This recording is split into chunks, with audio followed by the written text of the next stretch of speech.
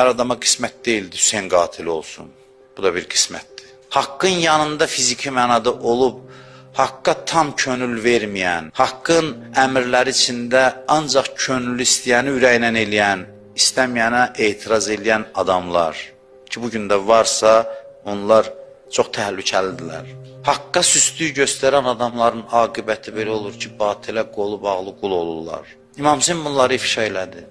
O ki, dilləri axirə zamanda ələnəcəksiniz. Bu ələk bu mənada olacaq. Bizim içimizdən o insanlar bu imtihandan çıxmayacaq ki, bu yoldadırlar, yer tutublar burada, amma ürəkləri istəyən kimi Allaha itaət eləməyi sevirlər.